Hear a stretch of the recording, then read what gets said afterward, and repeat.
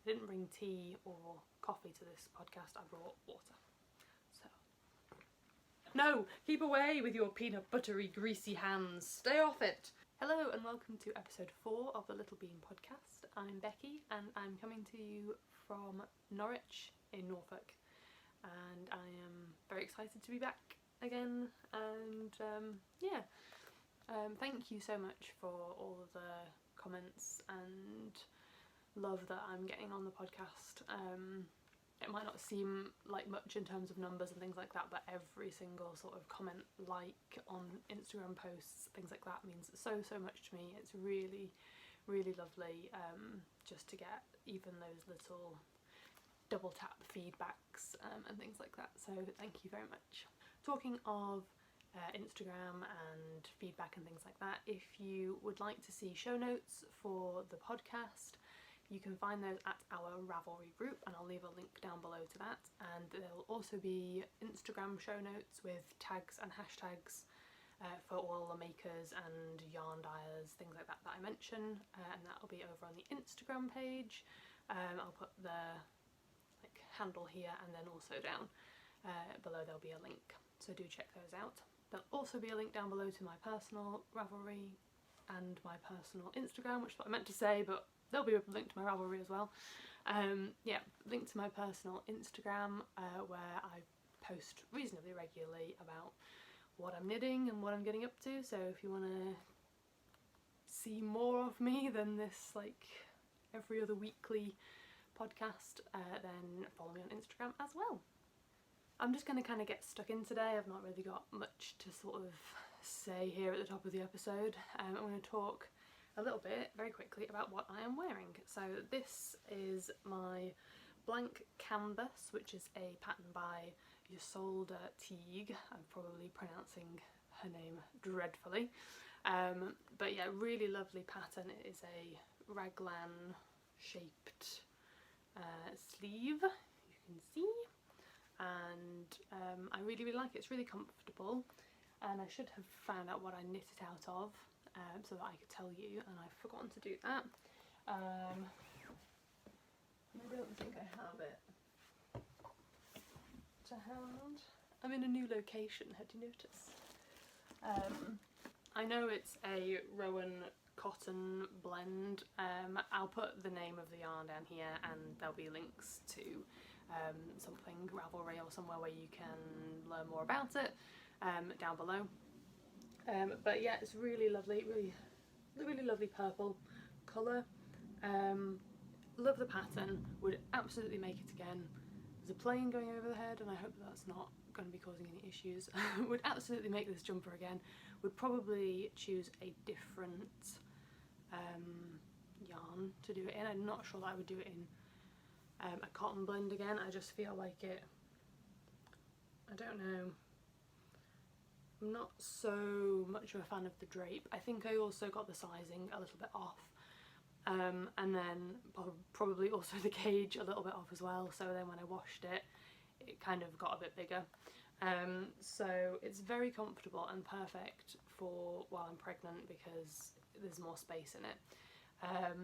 But yeah, I wore it with my last pregnancy, and I think that I might have stretched it out of shape a little bit then, because I seem to remember it fit me quite nicely before, a little on the large side, but fit me quite nicely, and then I got pregnant and wore it quite late into my pregnancy, and I got quite big in my pregnancy, so I think I sort of like stretched it out, and I've washed it and tried to block it since, and it doesn't really seem to have improved.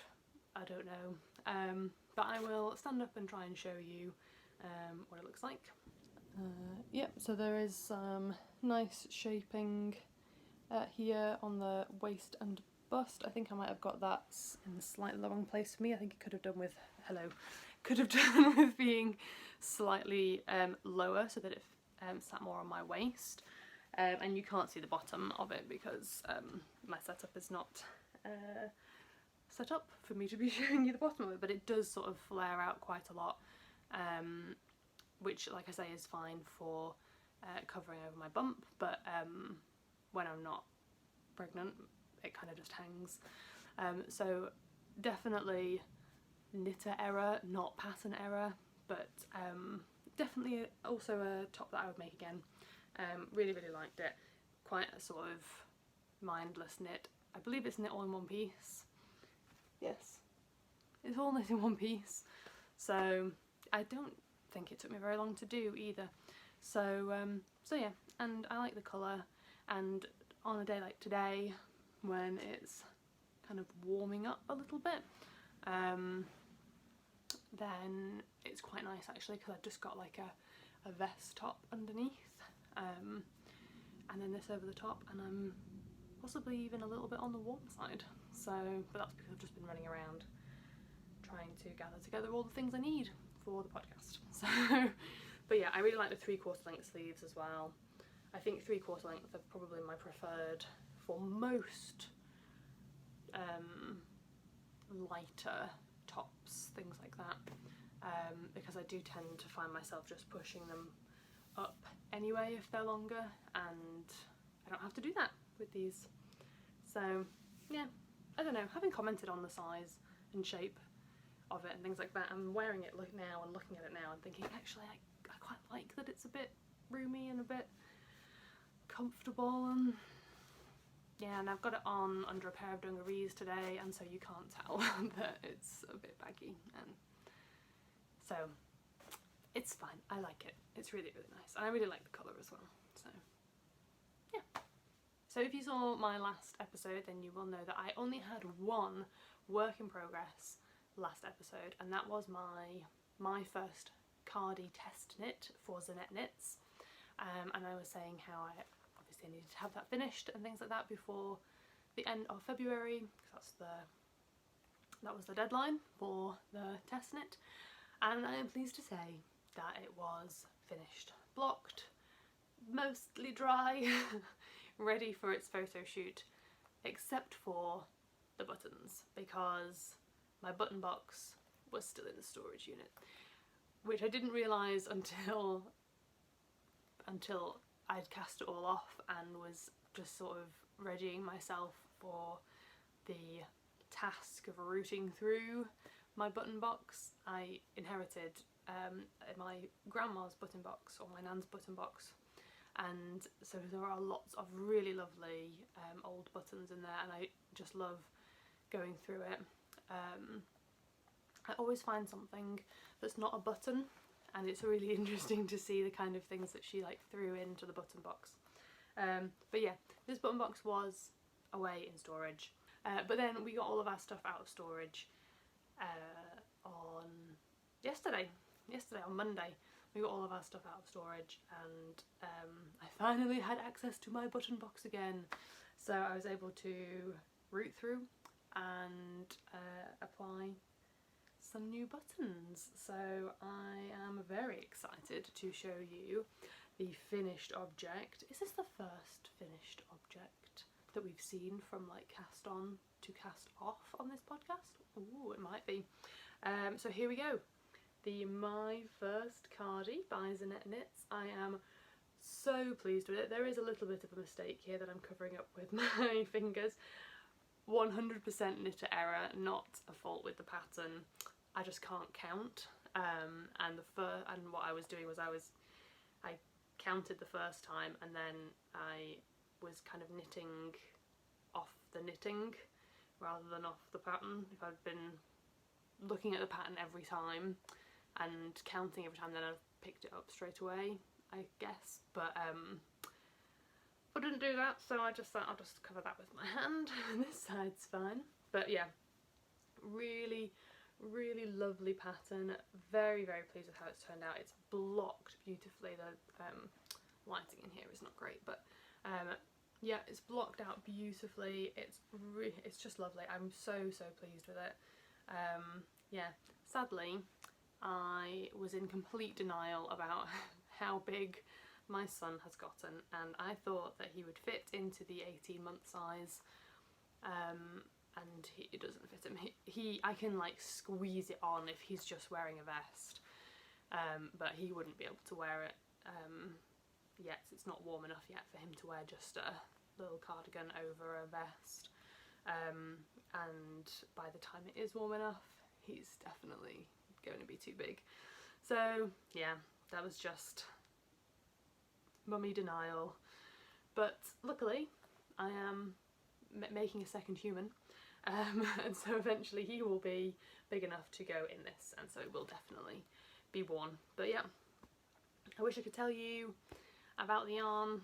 The grey yarn is a Regia, which I can actually tell you about because I've got the ball band right here. It is Regia Sock in grey. So yeah, and the red was Mysterious Stache yarn that I thought I was going to run out of, if you remember from last time, but I actually had quite a decent amount left. So so very, very pleased with that. I'm so pleased with how it's come out, and the buttons that I found in my button box just go so perfectly with it. Yeah, I could probably just keep talking about it, but I'm not going to. So when this is released, hopefully, I think she said at the end of the month. I don't have an exact date. If I get an exact date before I actually upload the podcast, then I will put some like information in down here so that you know. But definitely would recommend this project. It is really lovely to knit. The little cables make you feel so clever, and I like that. Anything that makes me feel clever is good with me. So yeah, would definitely highly recommend this one. And I can't wait for my little guy to be able to wear it. Right, I said also that maybe if I was really lucky and things went really well for me, that I might have a second finished object to show you. And I do! Now this one is a gift. So Rachel, if you are watching, I don't know why you would be. No idea why you would be watching this podcast, but if you are, look away now, because I'm about to show a couple of things that will be coming your way very soon. So I'm going to put them all together here, even though they're not FOs, because I haven't finished them recently. They're like things I've had stored away ready, but I'm going to show them all here so that there's just one section that you can avoid watching if you are watching this at all, which you're not, but you might be. So my friends Rachel and Martin are expecting their first baby anytime now, I suppose, and that's very exciting, and special babies always deserve special little hand knit goodies, and I've been thinking about what I can make for them. They don't know what flavour their baby is going to be, and so I wanted to pick something that was fairly neutral in colour and also in design, and so I went for the Norwegian fur top-down cardigan, and I do think it's maybe a little bit on the feminine side, perhaps, but a friend knit one for our little boy when he was born, and I put it on him and it looked adorable, and so I didn't care that it was a bit maybe feminine, but I don't think they're going to care either, and it's lovely. It's white or like a cream, maybe not the best colour for a newborn, but we'll go with it anyway. But yeah, I'm really, really pleased with it. It does just need a quick block, just to sort of even out in the lace here, just to sort of even it out a little bit, but I don't think it's going to take long to block it at all, and it's so wee and diddy, and I'd forgotten how tiny newborns were, and this is actually a 0 to 3 months, so it's not even a newborn size. They don't go any smaller than 0 to 3 months, but I think that's probably fine. Hopefully baby will get a little bit of wear out of this before it gets too warm, but if I remember from when my son was born, like you want to put something on them, particularly like in evenings and things like that. Like you want something a bit warmer to put on them because they do get cold so quickly. And they also get a special button from my Nan's button box. So yeah, I was really pleased to get my button box back because it meant that I could finish this as well. This is knit from Merino Blend DK Superwash Wool. It's a King Cole. I always, whenever I knit something for a non-knitter, I always send a button band in with it so that they have washing instructions. This is superwash, so you know they can wash it at 40 and it will be fine. So I don't expect there to be any issues there, but I always like to send a button band just in case so that they know what it is that they are dealing with. So yeah, very excited. I've got an envelope here of stuff that I'm sending to them, and like I say, there's also a couple of other items. I like to have a little sort of stash of things in case any surprise babies come along or anything like that, or just in case I sort of think to myself, oh, I should really probably give that person a present. So I had a few hand knit items that have been sitting around, and I thought actually this is a perfect time to maybe like work through a couple of those gifts. Yeah, so I have a bib that I made. I made two of these from a single ball of sugar and cream. I'll find out and put for sure down here. Little tiny bibs. It's a cotton and another special button from my nan's button box. Yeah, I made two of these, and one of them I finished and one of them I never sewed the button onto. And the one that I finished my son used, and then when I got my button box back I finally sewed the button on, and baby Rachel and Martin can get a little bib as well, so that's going to go in. And then something that I did for one of my friends a few years ago when she had her first daughter was I made her a pair of socks, and I don't know why, but I just wanted to make her something instead of something for the baby. I think I made something for the baby as well. I think they got matching socks actually. But yeah, so I wanted to make something for her, so I made her a pair of socks, and she said that they were the best thing that she had in her hospital bag. She might have just been being kind, but she said that they were so comfortable, really warm. I didn't have this problem when I had my son because it was we were in a heat wave and the hospital was horrendously hot, but I know a lot of people say that when you've had your baby your feet get really cold, and I guess like walking around in the hospital and things like that, you don't want to walk around barefoot, and you can get cold. So so she said they were great, and she said that because of the sort of length of the leg and the stretchy cuff and things like that, they were just really, really comfortable for her. So I had a pair of hand knit socks in my my gift box. I have a box of things that I've made that are intended as gifts for whoever deserves them, and I thought that these might be quite a nice addition to my little care package for my friend, and hopefully they will fit her. I seem to remember, it's been a long time since I've sort of really spent huge amounts of time with her, but I seem to remember our feet were roughly similar sizes, hers maybe a little bit smaller than mine, and these are a little bit on the small side for me, so I'm hoping that that means that they will fit her. So yeah, no idea what this yarn is. I don't even really remember making these socks, but clearly I did. So so yeah, they're going in as well, and hopefully she will get some wear out of those. So that is it for FOs. I'm really having to try and not swing on this chair. Normally I sit in an armchair, but today I'm sat in an office chair, so I'm trying not to swing around. And I put a crochet blanket over it so that it wasn't really ugly. So, but anyway. So that is all my finished objects, and yeah, I'm glad that I got a couple of things finished.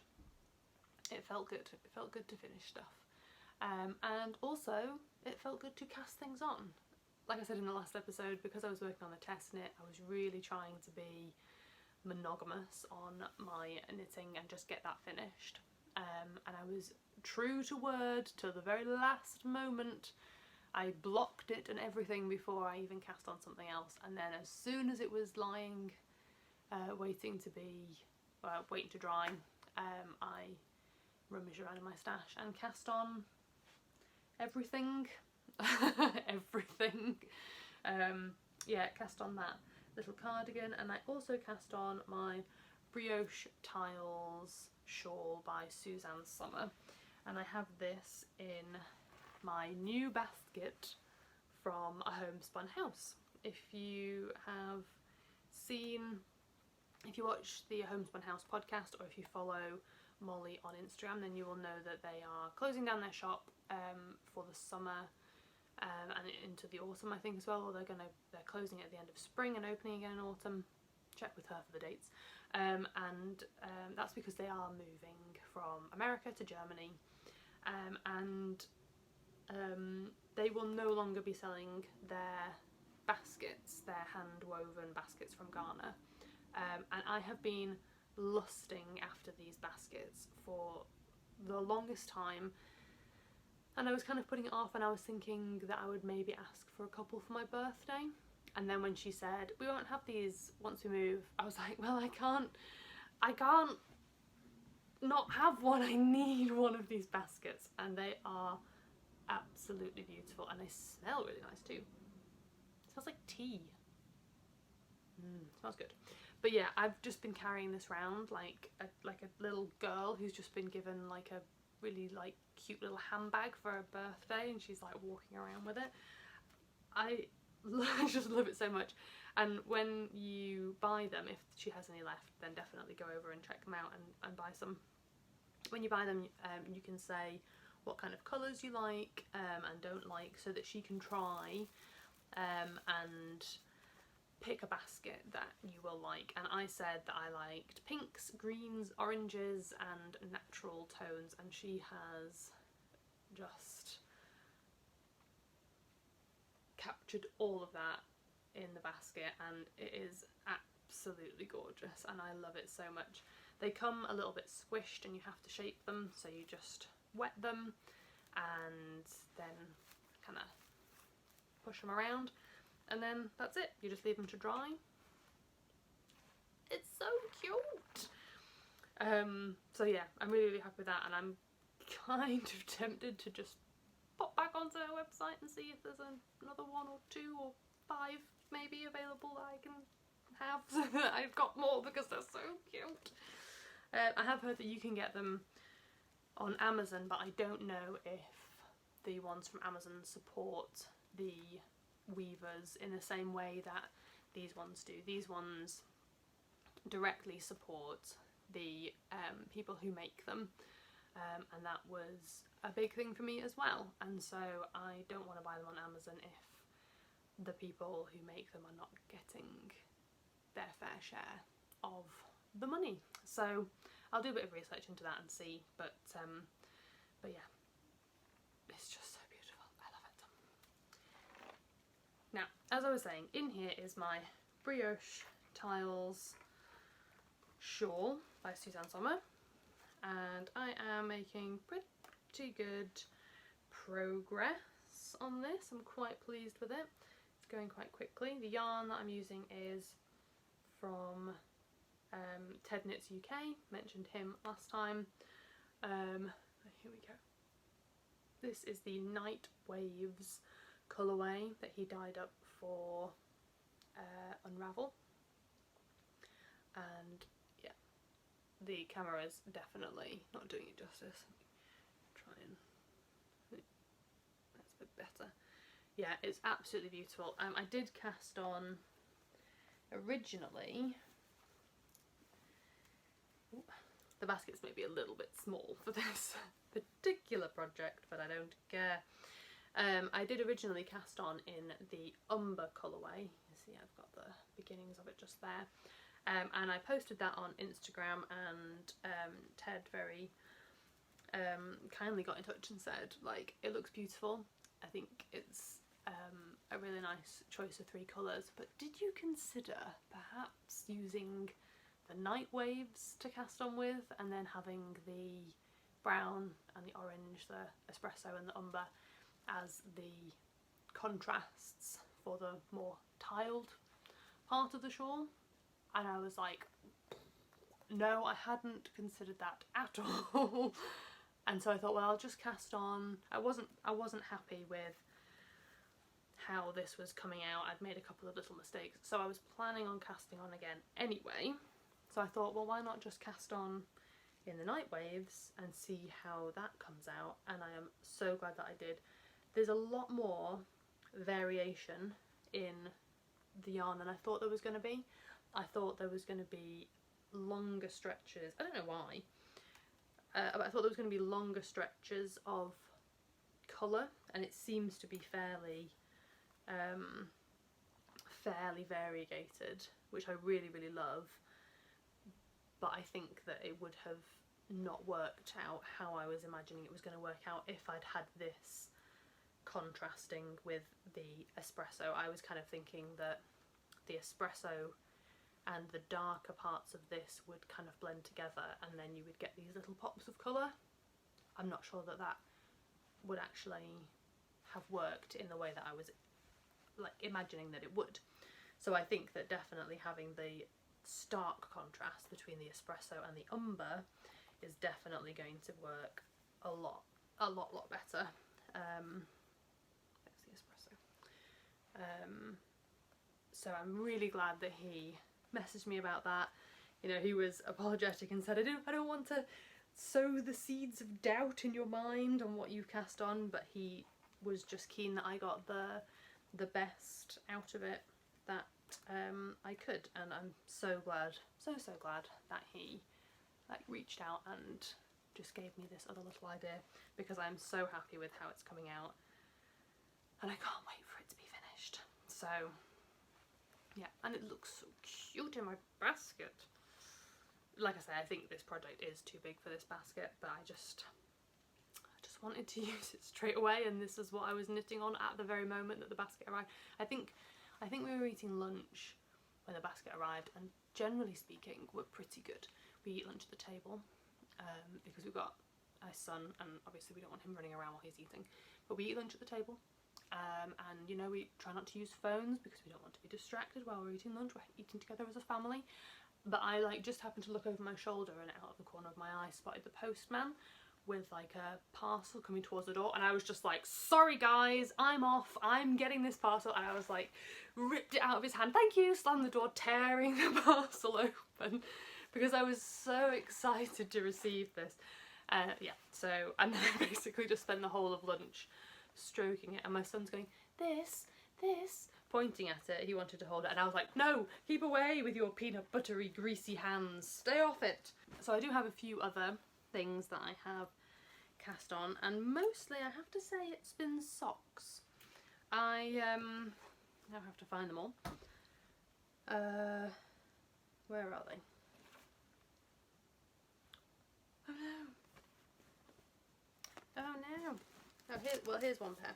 So I have had two sock design ideas, which is quite exciting because I have been wanting to design a pair of socks for a little while, specifically wanting to design something for the knit along that I'm going to be running in the autumn, end of summer autumn. So I wanted to design something for that, and I've been kind of thinking about it a little bit and had this kind of idea in my head, and when I cast it on, it wasn't right for like end of summer autumn time knit along. It wasn't the right kind of thing.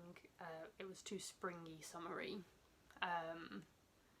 Yeah, just not what I was going for. So then I've been playing around with another idea, and I think I have come up with something that I'm a bit happier with for that one. I made a mistake, so this is all I have to show you of this design. The ribbing, which actually I might have to pull out because I think I might have made an error in the number of stitches that I cast on. But this is Lang Yarn's Yarwall Superwash. It's a bit, the cats have been at it. Delicious. Yeah, and I've had this in my stash for quite some time, and so it was quite nice to get it out and cast something on with it. I wanted something in a solid colour. I think that's going to look nice with the design, and I'm really excited to get a little bit further through this, and I really don't know how I'm going to feel about sharing it. I think I probably will share it, get people excited, you know. I just don't think I'll be able to keep it secret until the autumn. And I realised that my other sock, which is much further along and there is much more to show you, is downstairs in my rucksack, so I'm just going to go and get that. Bear with me. I've got the sock. I'm knitting it in the West Yorkshire Spinners Signature 4-ply, and oh, I'm nervous to show it. I don't want people to tell me they don't like it. So, but here we go. This is the sock. I put it on the foot part of my sock blocker because the leg part is not long enough with this bit here.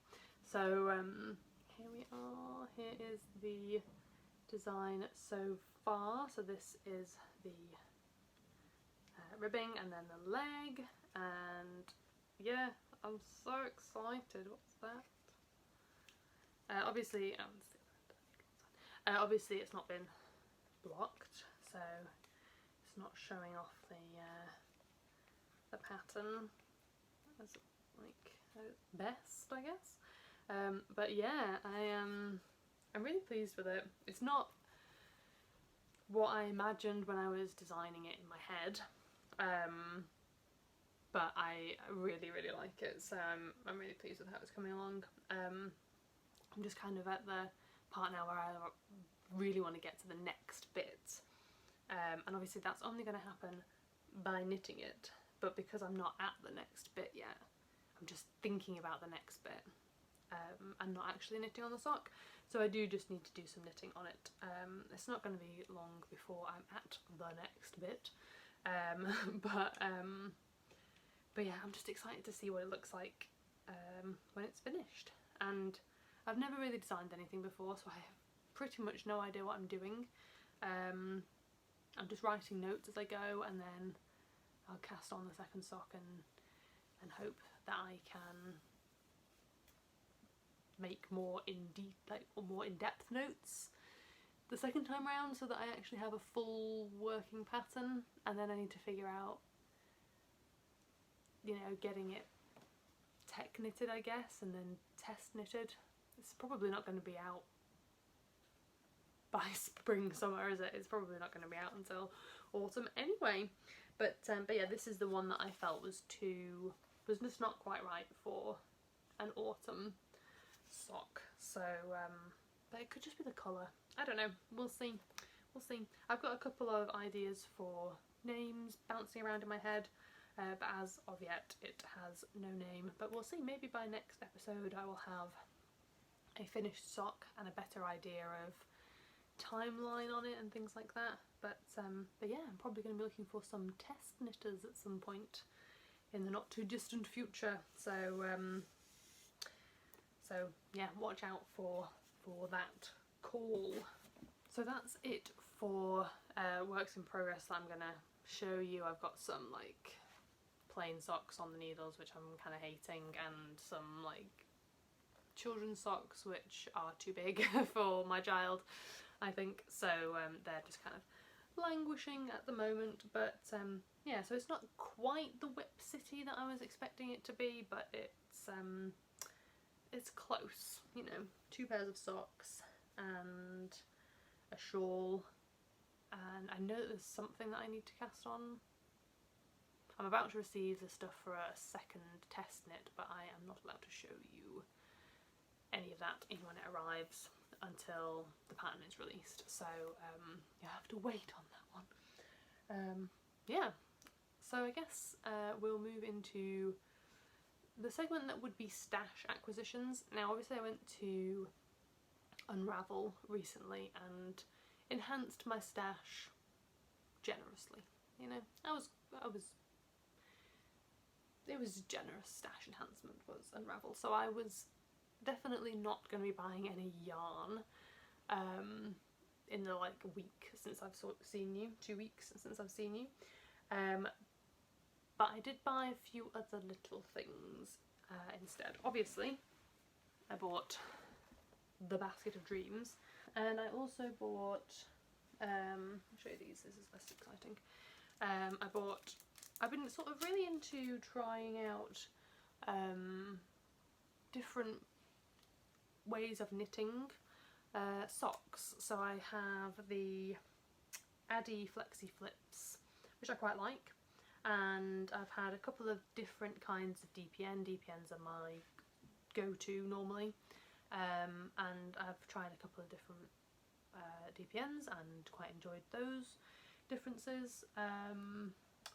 What else did I get? I've tried Magic Loop. I'm not overly keen on that, but I might give it another go. And then I decided to get some of the like super short circular needles to see if I like that. So I'll probably be casting on another sock.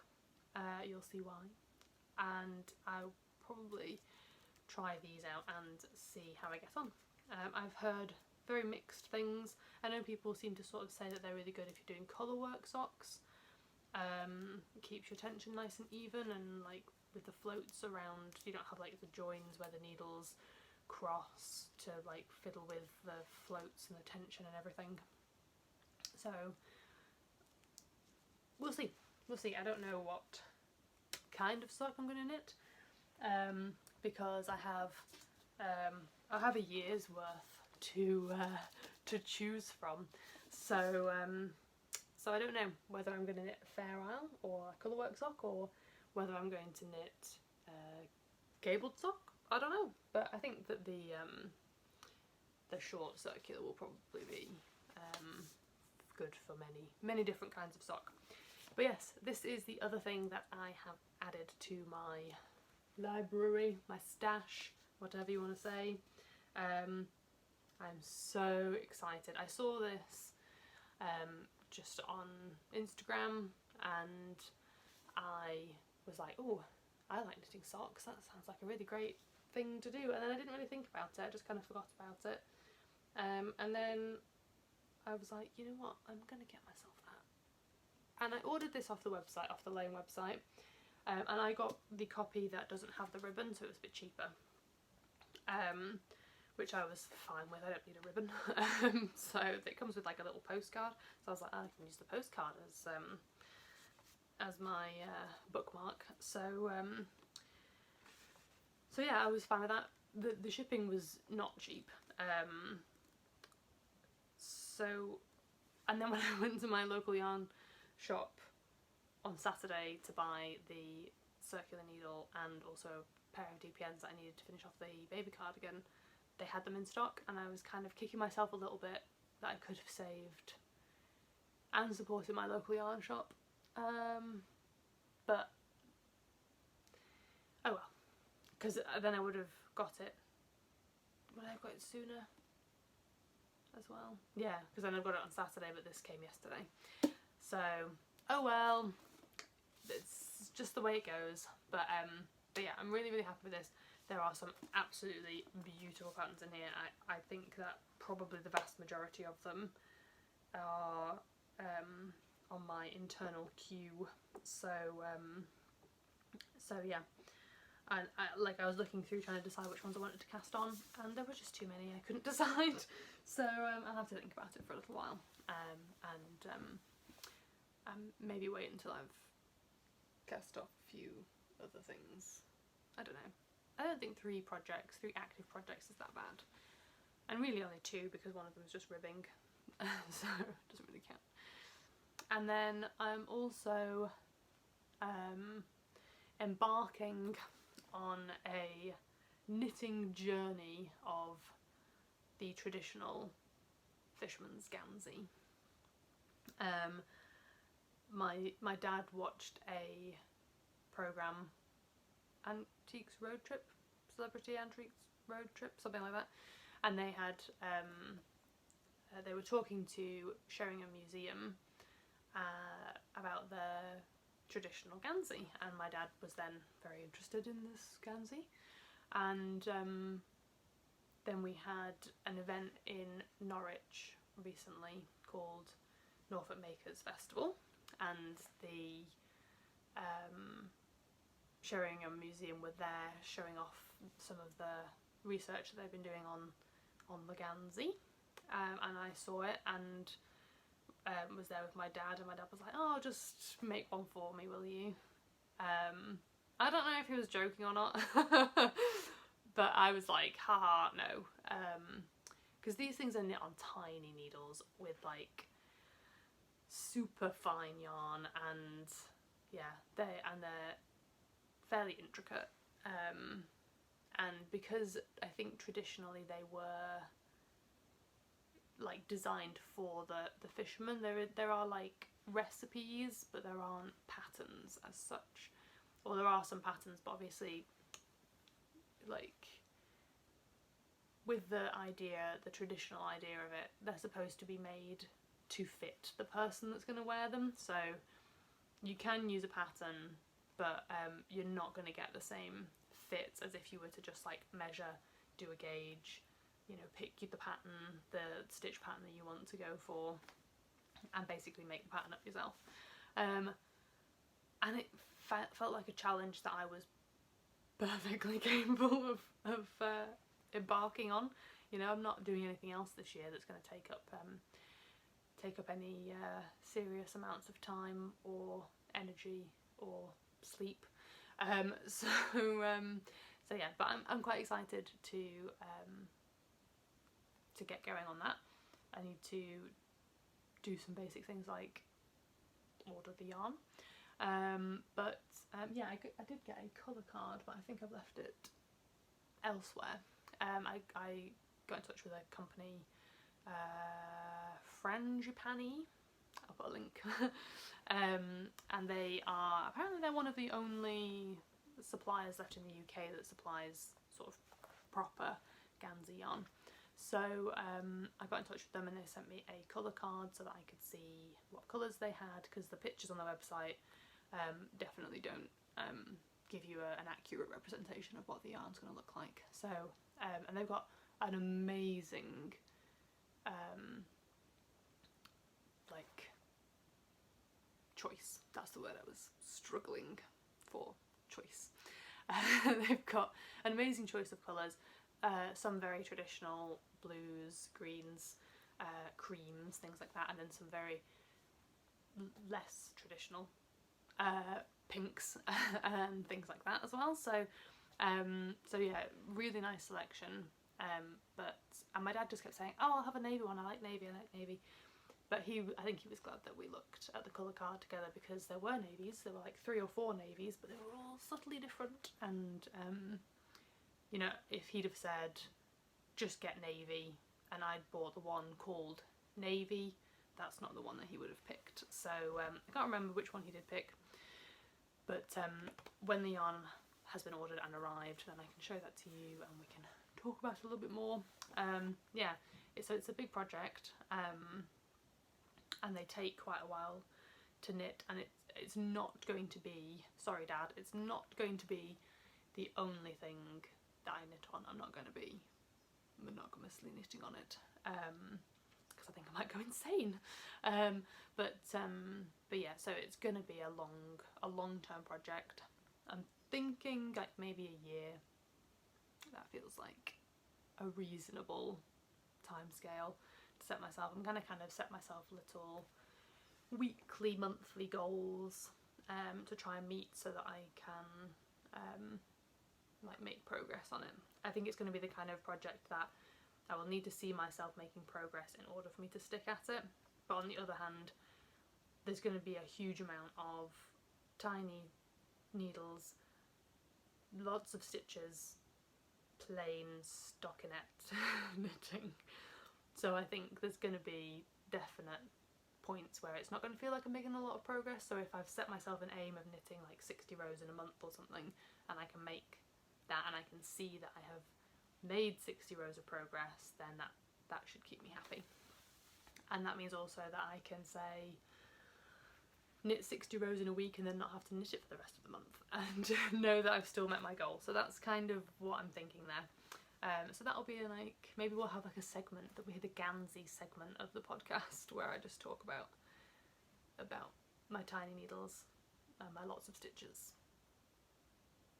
I read that the best time to start a Gansey is this kind of time, because the nights are getting lighter, and when you're starting out with it, the yarn is dark coloured and the stitches are small and the needles are tiny, and you'll go blind basically if you start it in winter.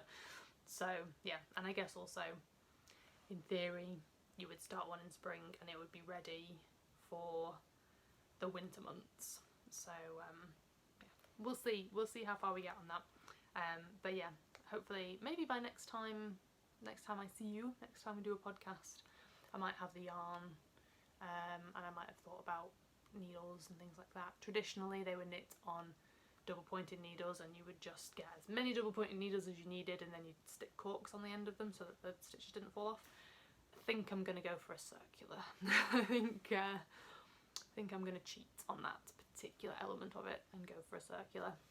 I don't think my dad will mind that it wasn't knit 100% traditionally. So yeah.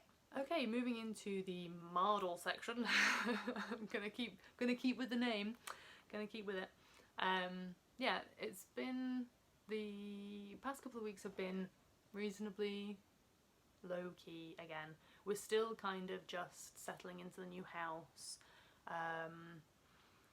Yeah, my husband's had a lot of stuff on at work, so we've not really been able to do much. Obviously, well, he works Monday to Friday, so during the week it's just me and the kid doing whatever we do, and then it gets to the weekend and we're pretty much just kind of tidying the house still, and things like that. So we're kind of, I think we can see the light at the end of the tunnel for getting things together, although I'm looking at this room, what you can't see, oh man, it's yeah, but yeah, we've still got like boxes piled up in the hallway. We finally got everything out of storage yesterday morning. I arranged for that to come first thing. That was nice. And so that's why I'm in a new location, because previously I had just things on the shelves in the living room filling the empty space, and then when we got all of the boxes out of storage, all of our books and DVDs arrived, and suddenly that space was going to be taken up, and we have way more books than we thought we did. We've got like 3 or 4 like shelves double stacked with books, so we just have to buy more bookshelves. So and then we'll have to buy more books to you know, fill out the other shelf or 2 that would be empty, because yeah, oh well. But yeah, so I moved everything upstairs into the corner of the office / craft room. This room is definitely smaller. It's a good size room, but it's definitely smaller than we thought it was when we were kind of planning out where things were going to go. We have to have a desk in the corner for my husband because he works from home a couple of days a week, and we wanted to get a setup for him that was like really comfortable, because in the old house it was not a good setup for really like days together working from home. So we've got a nice setup for him over there, and then I wanted to have a sewing table in here, but that's just not going to happen. There just is not space to have a second desk in here, so that's going to have to go somewhere else. But there is space for this. This is I think, does every crafter have one of these? The Kallax from IKEA. Good old Kallax. We've had many of these over the years, and we always sell them, and then almost immediately we'd need them again. So maybe we should stop selling them. But yeah, here we go. This is my needle crafting setup. So I've got my pretty yarn and my sweater quantities and larger amounts here where you can see. Up here where you can't see is kind of like a bit of a mess, but there's like fabric, like garment quantities of fabric. My sewing machine is stored up here, and then there's a box of like tools and knickknacks of various crafts. The problem I have is that I try everything. So I have like a circular knitting machine, not like a sort of proper sock knitting machine. This is like just like chunky. I think it's got like 26 hooks or something like that. It's an Addy one. I can put some information down below. So I tried that. I've got drop spindles. I have tried painting, drawing, colouring. I've been like doing handwriting and bullet journaling, and I just keep everything. So this box is full of stuff. Then I've got my books down here, my lovely books, which I kind of think maybe I should get rid of them because Ravelry is just, you know, such a resource. But then I go on Ravelry and I find something that I really, really like, and I see that it was in the book that I just sent to the charity shop. So I've stopped getting rid of books. Then I've got some of the donor boxes, one that's got kind of oddballs, or, well no, these aren't oddballs, these are like sock quantities, or slightly nicer, or like hand spun bits and bobs in there. And then we've got oddballs in here, and like smaller quantities, so like maybe baby sweater size quantities, things like that. I've got spinning fibre down here, and this one is my Etsy shop. Basically, that's my stock. And so my Etsy shop, I'm gonna be putting a bit more on my Etsy shop soon, once we've got everything sorted and I actually have somewhere to sew. My Etsy shop, and then the shop that I take to craft fairs. Like I go to loads of craft fairs. I've been to one since I opened my Etsy shop, but the stuff that I sell at craft fairs I have slightly more than what I post on my Etsy account, because the bags that I sell are not necessarily something that everybody's interested in, and so I also sell a few like smaller kind of accessory type things when I go to craft fairs, but it's not cost effective for me to put them on my Etsy shop. So I have like a bit of a varied range for things like that. So that's where all my stock is and things. I do have a couple of things in there which are from an old range that I used to do. I used to make brooches, which I don't really do anymore. I need to put those on my Etsy shop and kind of clear them out basically. So they're in there as well, and once I have some time on my hands, because I'm going to have loads of time on my hands coming up, I keep making these jokes and realise I might not have made it clear that we're having a baby in June. So yeah, so we've got a toddler and we're going to have a baby in June, so if that's not clear, then that's why I keep saying like, oh, I'm going to have loads of time. I'm not actually going to have loads of time, I'm being sarcastic. So yeah, that's my Etsy shop down there. Yeah, and then I have a chest of drawers, 3 chests of drawers over there that's just full of fabric, and there's a crate on top of there that's got like my sewing kit in it. Basically, when I go down, well, when I find somewhere to sew, then I will just take my sewing machine and my crate, and then I have everything that I need in theory. And there's also a loom over there. Yeah, I want to attach the loom to the wall so it can be like behind me maybe, but I have to make final decisions on where everything's going to go in the room before I start drilling large hooks into the wall. So yeah, I've also got a dressmaker's mannequin over here, which she's taken up some space, but yeah, I've got a lot of craft stuff. So yeah, there we go, that's everything. Thank you for watching. How do I finish the podcast? thank you for watching. Don't forget to check out the Ravelry group and the Instagram page for the podcast. There'll be links down below, and also check out the links to the designers that I have posted down below, and also on the Ravelry group and on the Instagram page. Thank you for watching. I think I've said that about 4 times now. And yeah, I will see you very soon. Bye!